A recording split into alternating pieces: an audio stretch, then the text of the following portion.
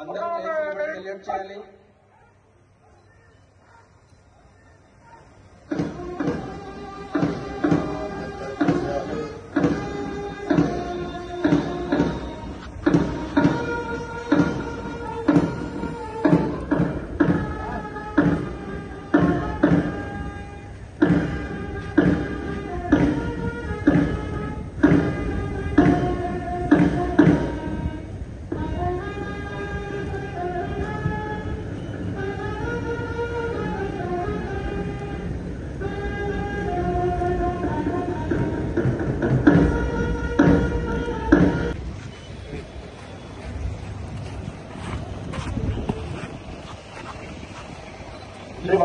स्वतंत्र दिनोत्सव मेरे पर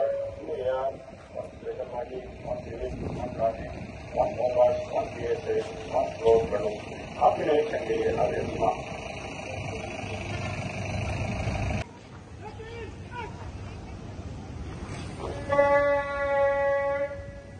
तीनों दिशाओं में रखने चलेगा.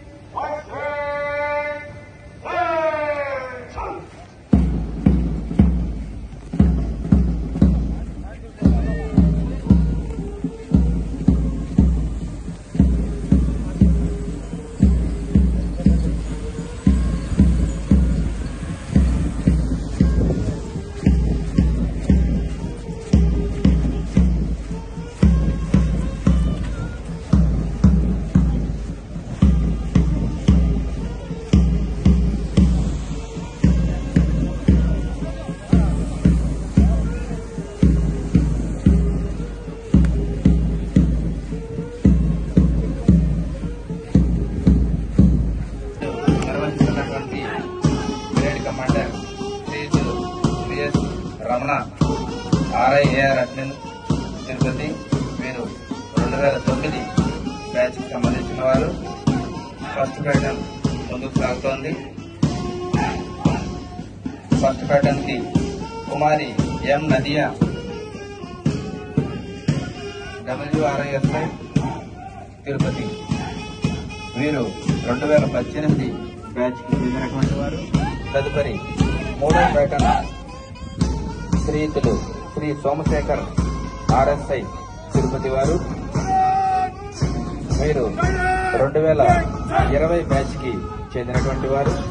తదుపరి వస్తున్నటువంటి మూడో ప్యాటర్న్ శ్రీతులు ఎస్ సుబ్బరాజు గారు RSI తిరుపతి. వీరు 2013 బ్యాచ్ కి చెందినటువంటి వారు. తదుపరి వస్తున్నటువంటి నాలుగో ప్యాటర్న్ బి రాఘవేంద్ర SI గారు. వీరు 2020 బ్యాచ్ కి చెందినటువంటి వారు. ఐదో batch traffic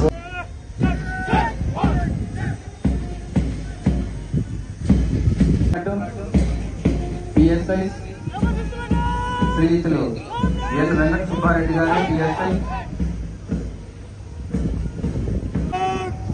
8th platoon scout Kumari T Yamini. She is studying in intermediate second year in KGBV Junior College at KVP Puram.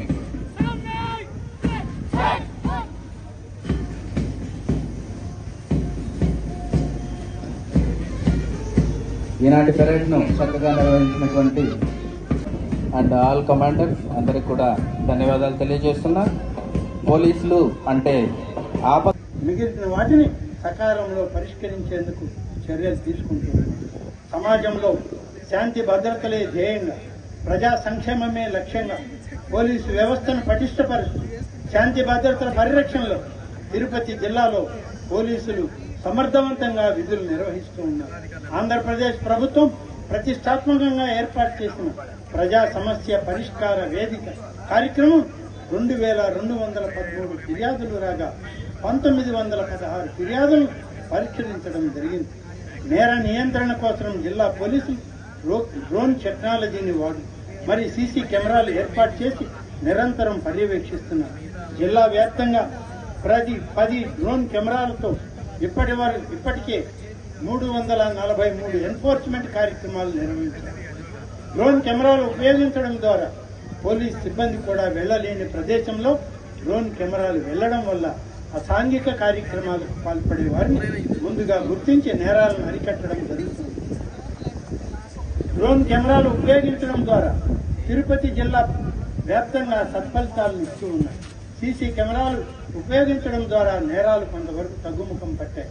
అధునాతిక సాంకేతిక పరిజ్ఞానం ఉపయోగిస్తూ ఈ సంవత్సరంలో సైబర్ నేరాలపై 119 కేసులు నమోదు కాగా సుమారు 15 కోట్ల రూపాయలను నేరగాళ్ల బ్యాంక్ అకౌంట్లను ఫ్రీజ్ చేసి సుమారు 3 కోట్ల రూపాయలు రికవరీ చేసి బాధితులకు చెల్లించారు.